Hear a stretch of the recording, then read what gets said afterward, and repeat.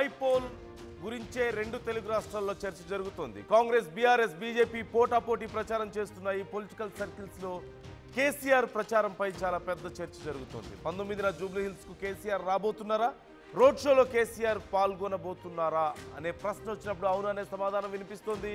ఇప్పటికే భారీ ఎక్స్పెక్టేషన్స్ ఉన్నాయి కేసీఆర్ ప్రచారానికి సంబంధించి. కేసీఆర్ స్పీచ్ కోసం బీఆర్ఎస్ శ్రేణులు ఎంతో ఉత్కంఠగా ఎదురు చూస్తున్నాయి. ఎంపీ ఎన్నికల తర్వాత మళ్ళీ కేసీఆర్ ఈ మధ్య బయట కనిపించలేదు. అయితే ఇప్పటి వరకు ఒక లెక్క, కేసీఆర్ రంగంలోకి దిగితే మరో లెక్క అంటూ చాలామంది బీఆర్ఎస్ కార్యకర్తలు అంటున్నారు. కేసీఆర్ ఒక్కసారి ప్రచారానికి వస్తే పూర్తిగా లెక్కలు తారుమారవుతాయి అంటున్నారు. ఈ నేపథ్యంలో ప్రస్తుతం పార్టీలో కేటీఆర్ అన్నీ తానై వ్యవహరిస్తున్నటువంటి పరిస్థితి కూడా మనం చూస్తున్నాం. ఎవరికి వారు ప్రచారం ఉవ్వెత్తున చేస్తున్నారు. ఈ నేపథ్యంలో గ్రౌండ్ నుంచి నా కొలీగ్ మనోజ్ మనతో జాయిన్ అవుతున్నారు. ప్రచారం ఎలా జరుగుతుంది, ఎవరి ఎక్స్పెక్టేషన్స్ ఎలా ఉన్నాయి, ప్రజలు అభిప్రాయాలు ఏ విధంగా ఉన్నాయో తెలుసుకునే ప్రయత్నం చేద్దాం. జూబ్లీహిల్స్ ఉప ఎన్నికలకు సంబంధించి మనోజ్, మీరు గ్రౌండ్లో ఉన్నారు. ఎవరి ప్రచారం ఎలా ఉంది, ఎవరు ఎలా ఆకట్టుకునే ప్రయత్నం చేస్తున్నారు ఓటర్లని, అలాగే ప్రజెంట్ కండిషన్ ఎలా ఉంది అసలు కాన్స్టిట్యున్సీలో? రైట్ నందు, ప్రస్తుతానికి ఇప్పుడే నవీన్ యాదవ్ భారీ బల ప్రదర్శన చేసి నామినేషన్ వేసేందుకు బయలుదేరిపోయారు. నామినేషన్ సంబంధించినటువంటి ఆర్ఓ కార్యాలయానికి కూడా చేరుకున్నారు ఆయన. అయితే ఇప్పుడు ప్రజెంట్ మనం కేసీఆర్ గురించి మాట్లాడుకుంటున్నాం కాబట్టి, సో తెలంగాణ రాష్ట్రంలో బీఆర్ఎస్ పార్టీ ప్రభుత్వం పడిపోయిన తర్వాత పార్లమెంట్ ఎన్నికలు వస్తే పార్లమెంట్ ఎన్నికల్లో తనదైన స్థాయిలో కేసీఆర్ ప్రసంగాలతో దుమ్ము రేగొట్టారని చెప్పాలి.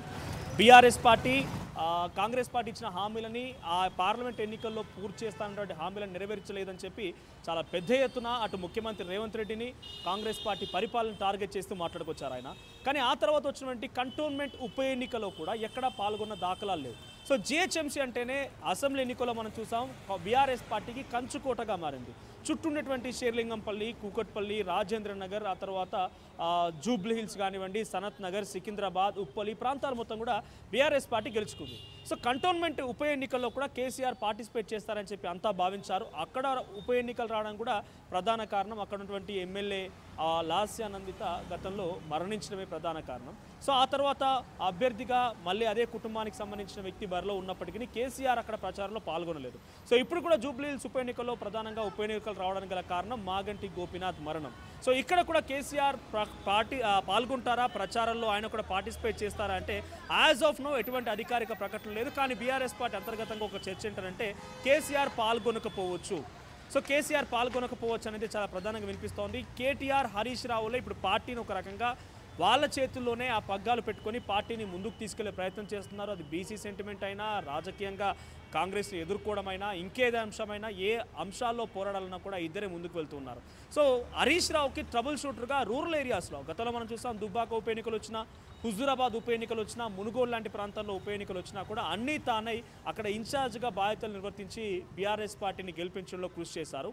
రూరల్లో కేసీఆర్ తర్వాత అంతటి స్థాయిలో పబ్లిక్ పల్స్ని పసిగట్టి అక్కడ రాజకీయ చాణక్యతను ప్రదర్శించగల శక్తి హరీష్ రావుకి అయితే ఉంది. కానీ అర్బన్ విషయానికి వచ్చేసరికల్లా ఇక్కడ ఎక్కువగా కొంత వెల్ ఎడ్యుకేటెడ్ ఉంటూ ఉంటారు. జూబ్లీహిల్స్ రంగానే అత్యధికంగా ధనికులు ఉండే ప్రాంతం. At the same time slums కూడా ఇదే ఏరియాలో ఉన్నాయి. సో అర్బన్ ఏరియాలో కొంత కేటీఆర్కి ఎక్కువగా పాజిటివ్గా ఉండే అవకాశం ఉంది. సో కేసీఆర్ కంటే కూడా కేటీఆర్, హరీష్ రావులే ఇప్పుడు జూబ్లీహిల్స్ ఎన్నికల్లో అన్ని తానే వ్యవహరించే అవకాశం కనబడుతోంది. ఇప్పటికే కేటీఆర్, హరీష్ రావు అటు మాగంటి సునీతను తీసుకెళ్లి నామినేషన్ దాఖలు చేశారు. సో రేపో మాపో వాళ్ళు కూడా ఇదే స్థాయిలో బల ప్రదర్శన చూపించే అవకాశం కూడా కనబడుతోంది. సో జూబ్లీహిల్స్ బైపోల్ బైపోల్ సంబంధించిన ఉప ఎన్నికల్లో ఎక్కడ కూడా కేసీఆర్ పాల్గొంటారనేది తెలియడం లేదు. కేసీఆర్ అధికారికంగా పాల్గొంటారనేది ఎక్కడ ఇంకా ప్రకటించలేదు. అని దాదాపుగా పాల్గొనకపోవచ్చు కూడా. ఇక జూబ్లీహిల్స్ పైపెన్లో రాజకీయ తీరుతెన్నుల విషయానికి వస్తే ప్రస్తుతానికి ఎలాగైనా సరే స్థానాన్ని పదిలం చేసుకోవాలని చెప్పి బీఆర్ఎస్ పార్టీ ప్రయత్నం చేస్తోంది. 2014, 18, 23 మూడు ఎన్నికల్లో కూడా మాగంటి గోపీనాథ్ ప్రతిసారి తన మెజారిటీని పెంచుకుంటూ వెళ్లారు. 3 సార్లు హ్యాట్రిక్ సాధించారు ఆయన. ఈసారి కూడా స్థానాన్ని పదిలం చేసుకోవాలన్న ఆలోచన బీఆర్ఎస్ పార్టీ చేస్తోంది. సో అటు సానుభూతి కూడా బీఆర్ఎస్ పార్టీకి వర్కౌట్ ఉంటున్న ఆలోచనలో కేటీఆర్ ఉన్నారు. సో తన మాగంటి సునీత కన్నీళ్లు పెట్టడం, మాగంటి సునీత పిల్లలు అంటే మాగంటి గోపీనాథ్ పిల్లలు కూడా ఆడపిల్లలు కూడా రోడ్డుపైకి వచ్చి వాళ్ళు కూడా కొంత ప్రచారంలో పాల్గొనడం, మేము మా నాన్నగారి ఆశయాల కోసం ప్రయత్నం చేస్తాం, మీరందరూ మాకు మద్దతుగా ఉండడం చెప్పి వాళ్ళు కూడా కన్నీళ్లు పెట్టడం, దానికి కౌంటర్గా కాంగ్రెస్ పార్టీకి సంబంధించిన మంత్రులు కానివ్వండి, నాయకులు కానివ్వండి అంతా కూడా డ్రామాలని చెప్పి కొట్టిపారేయడం. సో ఇలా జరుగుతూ ఉంది. రాజకీయంగా కొంత జూబ్లీహిల్స్ బైపోల్ అనేది కొంత హాట్గా జరుగుతుందని చెప్పాలి, కొంత వాడివేడిగా రాజకీయం జరుగుతుంది ఇక్కడ. సో బీఆర్ఎస్ పార్టీ స్థానాన్ని పదిలం చేసుకోవాలని ప్రయత్నం చేస్తూ ఉంటే 2009 తర్వాత ఇక్కడ అవకాశం దక్కలేదు కాంగ్రెస్ పార్టీకి. విష్ణువర్ధన్ రెడ్డి 2014లో 18లో పోటీ చేసినప్పటికీ పెద్దగా ఆశించిన స్థాయిలో ఫలితం లభించలేదు. ఆయన తర్వాత 2018లో టికెట్ రాకపోయేసరికల్లా ఆయన కాంగ్రెస్ అటు 2018 టికెట్ వచ్చింది, 23లో టికెట్ రాకపోయేసరికల్లా ఆయన కొంత భంగపాటు గురైపోయి బీఆర్ఎస్ పార్టీతో చేతులు కట్టడం చూసాం. సో ఇప్పుడు అక్కడ అజారుద్దీన్ పోటీ చేస్తారు. అజారుద్దీన్ ఎమ్మెల్సీగా తప్పించి నవీన్ కుమార్ యాదవ్ అవకాశం కల్పిస్తే నవీన్ కుమార్ యాదవ్ ఒక బీసీగా ఇటు స్థానికంగా ఉన్నటువంటి స్థానికుడిని చెప్పుకుంటున్నారు ఆయన జూబ్లీహిల్స్ నియోజకవర్గానికి. సో స్థానికుడిగా నాకు అవకాశం వచ్చింది, ఎలాగైనా సరే అధికార పార్టీలో ఉన్నాం కాబట్టి ఎడ్జు మాకుంటుంది, మేము గెలుస్తున్నామని చెప్పే ధీమతో నవీన్ కుమార్ యాదవ్ చెప్తున్నారు. ఒక బీజేపీ నుంచి చాలా ఆలస్యంగా అభ్యర్థిని ప్రకటించారు. లంకా దీపక్ రెడ్డి 2023లో కూడా ఆయన అసెంబ్లీ ఎన్నికల్లో పోటీ చేశారు. సో కొంత టఫ్ ఫైట్ ఇవ్వచ్చు, కట్ ప్రధానమైనటువంటి పోటీ మాత్రం ఇప్పటివరకు యాజ్ ఆఫ్ నౌ నేను వార్త చెప్పే సమయానికల్లా గ్రౌండ్లోకి వెళ్ళి పబ్లిక్ ఒపీనియన్ తీసుకునే సమయానికి బీజేపీ కొంత ఈ రెండు పార్టీలతో పోలిస్తే వెనుకంజలో ఉంది. అభ్యర్థి ప్రకటన వెనుకంజలోనే ఉంది, కొంత ప్రచార తీర్థంలో కూడా ఆశించిన స్థాయిలో ప్రచారం చేయలేకపోతుంది. సో పోటీ అంతా కాంగ్రెస్ బీఆర్ఎస్ మధ్యన ఉండే అవకాశం ఉంది. సో బీఆర్ఎస్ కొంత సానుభూతిని చూడాలనుకుంటోంది, ఇటు కాంగ్రెస్ విషయానికి వస్తే బీ సెంటిమెంట్ వాడుకోవాలనుకుంటోంది, యువకుడు అని చెప్పుకోవాలనుకుంటోంది. సో ఒక యువకుడికి స్థానికుడికి అవకాశం ఇచ్చారని రకంగా చెప్పాలనుకుంటాం. ఇందాకనే మనం నవీన్ యాదవ్ నామినేషన్ నవీన్ యాదవ్ను అడిగే ప్రయత్నం చేశాం, రేవంత్ రెడ్డి పాల్గొంటున్నారా ఈ యొక్క ప్రచారంలో అంటే డెఫినెట్గా రేవంత్ రెడ్డి పాల్గొంటారు, ఆయన కూడా ప్రసంగం ఇస్తారు, ఆయన ప్రచారం కూడా చేయబోతున్నారని చెప్పుకొచ్చారు. కానీ కేసీఆర్ విషయానికి వస్తే కేసీఆర్ ఈ ప్రచారంలో పాల్గొనే అవకాశాలు చాలా తక్కువ. కేటీఆర్ హరీష్ రావులే, మరీ ముఖ్యంగా కేటీఆరే దీంట్లో అన్ని తానే వ్యవహరించే అవకాశం కనబడుతోంది. సో ఇక రాజకీయం అయితే కాస్త వేడెక్కింది జూబ్లీహిల్స్ నియోజకవర్గంలో.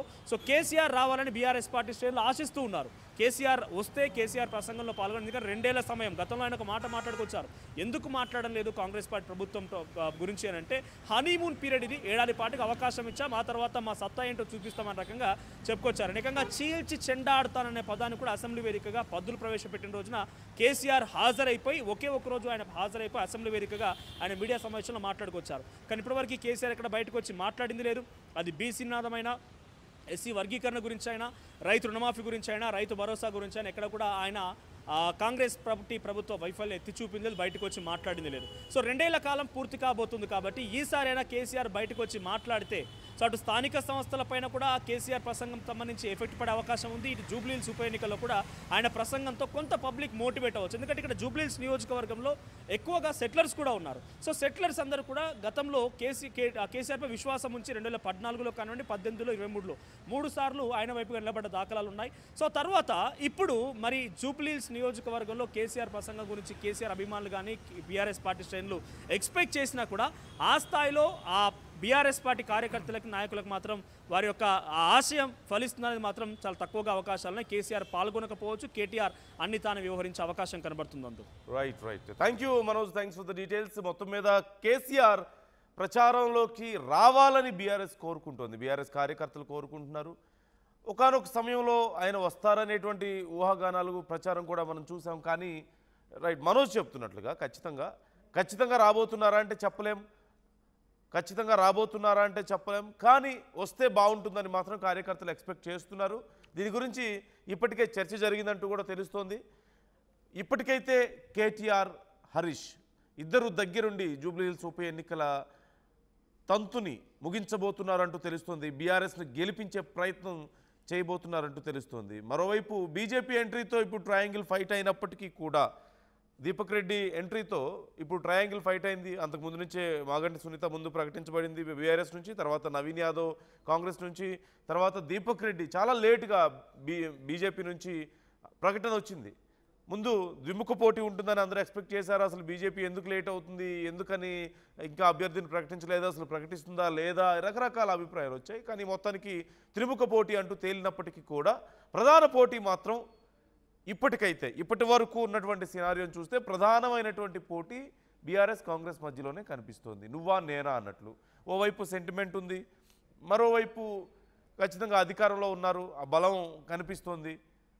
ఈ నేపథ్యంలో ఏం జరగబోతుంది అన్నటువంటి ఉత్కంఠ అందరిలోనూ నెలకొంది. కేసీఆర్ ప్రచారానికి వస్తే మాత్రం లెక్కలు తారుమారు అవుతాయనే అభిప్రాయాలు చాలామంది ఎక్స్పెక్ట్ చేస్తున్నారు. సో మీ అభిప్రాయం ఎలా ఉంది? కేసీఆర్ వస్తారని మీరు అనుకుంటున్నారా? చర్చ అయితే జరిగింది. కేసీఆర్ వస్తారని మీరు అనుకుంటున్నారా? వస్తే ఎలాంటి ఫలితం, ఎలాంటి ప్రభావం కేసీఆర్ చూపించగలుగుతారు జూబ్లీహిల్స్ ఉప ఎన్నికల మీద? మీ అభిప్రాయాన్ని కూడా కామెంట్ చేసే ప్రయత్నం చేయండి. అసలైన తొలి వెలుగు. ఫాలో వాట్సాప్ @తొలి వెలుగు official.